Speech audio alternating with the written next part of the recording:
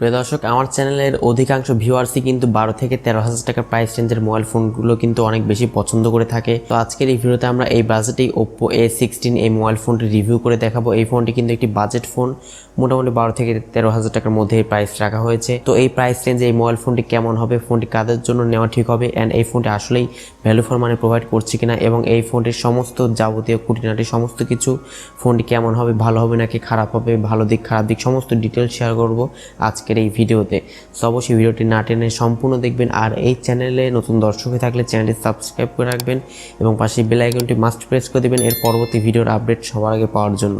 So চলুন শুরু করা যাক আজকের ভিডিও। প্রিয় দর্শক, প্রথমে আমরা Oppo A16 এই মোবাইল ফোনটির ডিজাইন অ্যান্ড বিল্ড কোয়ালিটি নিয়ে কথা বলবো। এই ফোনটির ডিজাইন কিন্তু পার্সোনালি আমার কাছে অনেক বেশি ভালো লেগেছে, অ্যান্ড এই ফোনটির বিল্ড কোয়ালিটি নিয়ে কথা বলতে গেলে এটি হচ্ছে একটি প্লাস্টিক বিল্ডের ফোন। এখানে কোনো প্রকার গ্লসি ফিনিশিং থাকছে না, তবে এখানে কিন্তু ব্যাক সাইডে ম্যাট ফিনিশ থাকছে, যেটা সত্যি আমার কাছে অনেক বেশি প্রিমিয়াম কোয়ালিটির মনে হয়েছে। Oppo A16 এই মোবাইল ফোনটির ডিসপ্লে সেকশনে কথা বলতে গেলে এখানে আপনারা 6.52 ইঞ্চি একটি HD+ রেজুলেশনের আইপিএস ডিসপ্লে পেয়ে যাচ্ছেন। 720x1600 পিক্সেলসের ডিসপ্লে কিন্তু এখানে ব্যবহার করা হয়েছে। তো বুঝতেই পারছেন HD+ রেজুলেশনের ডিসপ্লে কিন্তু এখানে ব্যবহার করা হয়েছে। এই ডিসপ্লেতে কিন্তু ইউটিউব কন্টেন্ট মোটামুটি ভালোই উপভোগ করতে পারবেন, অ্যান্ড ডিসপ্লে সাইজটি কিন্তু মোটামুটি বড় এখানে রাখা হয়েছে। ফোনটির পারফরমেন্স দিক নিয়ে কথা বলতে গেলে এতে আপনারা Android 11 এর সুবিধা পেয়ে যাচ্ছেন সফটওয়্যার আপডেট হিসেবে, এবং এর প্রসেসর সেকশনে পেয়ে যাচ্ছেন আপনার MediaTek Helio G35 এর একটি প্রসেসর। এই প্রসেসর দিয়ে আপনি কোন ধরনের কাজ করতে পারবেন, কোন ধরনের গেমিং আপনি করতে পারবেন, এই ভিডিওর লাস্টে আমি বলে দিচ্ছি। ফোনটির র্যাম রোমের ভেরিয়েন্টস নিয়ে কথা বলতে গেলে ফোনটি একটি ভেরিয়েন্ট রয়েছে, সেটি হচ্ছে 3GB র্যাম এবং 32GB ফোন মেমোরি। এখানে একটু ডিসঅ্যাপয়েন্টেড মনে হয়েছে, যদি এখানে 464GB র্যাম রোম দিত তাহলে কিন্তু একটু ভালো প্যাকেজ হতে পারতো, এর পারফরমেন্স স্পিডটা কিন্তু আরো একটু বুস্ট আপ হতো। ফোনটির ব্যাক সাইডে থাকছে ট্রিপল ক্যামেরা সেটআপ, যার মেইন ক্যামেরা হিসেবে আপনারা পাচ্ছেন 13 মেগাপিক্সেল একটি ক্যামেরা। সেকেন্ড ক্যামেরাটা হচ্ছে 2 মেগাপিক্সেলটি ডিপ সেন্সর এবং 2 মেগাপিক্সেলটি ম্যাক্রো ক্যামেরা এখানে রাখা হয়েছে, এবং এই মোবাইল ফোনটির ফ্রন্ট ক্যামেরা হিসেবে আপনারা পাবেন 8 মেগাপিক্সেল একটি ক্যামেরা।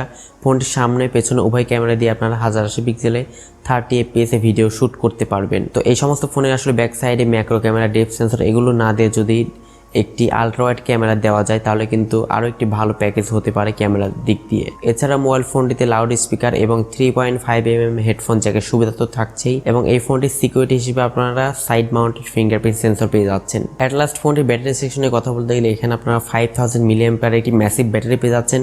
এই ব্যাটারি দিয়ে কিন্তু আপনারা মোটামুটি মিডিয়াম যারা ইউজ করবেন তাদের জন্য কিন্তু 2 দিন মতো অনায়াসে চার্জিং ব্যাকআপ আপনারা পাবেন, অ্যান্ড যারা একটু বেশি গেমিং করেন তারাও কিন্তু 1 দিন মতো অনায়াসে চার্জিং ব্যাকআপ পাবেন, যেহেতু এখানে 5000 mAh একটি ব্যাটারি ব্যবহার করা হয়েছে। এই ফোনটির বর্তমান প্রাইস রাখা হয়েছে 12,990 টাকা, তো অলমোস্ট 13,000 টাকা প্রাইস রাখা হয়েছে 332GB ভেরিয়েন্টের মূল্য। অ্যান্ড এই প্রাইস অনুযায়ী কিন্তু আমার কাছে প্রাইসটা একটু ওভার প্রাইস মনে হচ্ছে। যদি এই প্রাইসে যদি MediaTek Helio G35 সহ যদি 332 না দিয়ে যদি 464GB ভেরিয়েন্ট যদি দিত তাহলে কিন্তু অনেকটাই ভালো একটি প্যাকেজ হতে পারতো, বাট একটু ওভার প্রাইস আমার কাছে মনে হচ্ছে। যদি এই বাজেটে যদি র্যামটা বাড়ানো যেত তাহলে কিন্তু টুকটাক পাবজির মতো গেমস কিন্তু ল্যাগ ফ্রিতেই খেলা যেত, যদিও বা এখানে ফ্রি ফায়ার আপনি ল্যাগ ফ্রিতেই খেলতে পারবেন। র্যামটা আরেকটু বাড়ালে পাবজির মতো গেমসও কিন্তু অনায়াসে ল্যাগ ফ্রিতে খেলা যেত। অ্যান্ড 13,000 টাকা প্রাইস রেঞ্জে এই ফোনটি আসলে কাদের জন্য নেওয়া ঠিক হবে, যারা একটি বাজেট ফোন কিনতে চাচ্ছেন, একটু ভালো চার্জিং ব্যাকআপ হলে যাদের চলবে, মোটামুটি সেলফিও আপনি উপভোগ করতে পারবেন এই মোবাইল ফোনটি থেকে, অ্যান্ড টুকটাক ফেসবুক ব্রাউজিং এবং ইউটিউব ব্রাউজিং করতে চাচ্ছেন তাদের জন্য এই ফোনটি কিন্তু একটি বেস্ট চয়েস হবে। আশা করছি ভিডিওটির মাধ্যমে আপনি বুঝতে পেরেছেন যে এই ফোনটি আসলে কাদের জন্য নেওয়া ঠিক হবে, ফোনটির যাবতীয় সমস্ত কিছু ভালো মন্দ সব কিছু। তো আজকের এই ভিডিওটি আপনাদের ভালো লেগে থাকে অবশ্যই এটি লাইক দিবেন, কমেন্ট করে জানাবেন ভিডিওটি কেমন লাগলো, আর এই চ্যানেলে নতুন দর্শক হয়ে থাকলে অবশ্যই সাবস্ক্রাইব করে রাখবেন। দেখা হচ্ছে পরবর্তী কোনো নতুন ভিডিওতে, সে পর্যন্ত সকল ভালো থাকুন। আল্লাহ হাফেজ, আসসালামু আলাইকুম রহমতুল্লাহ।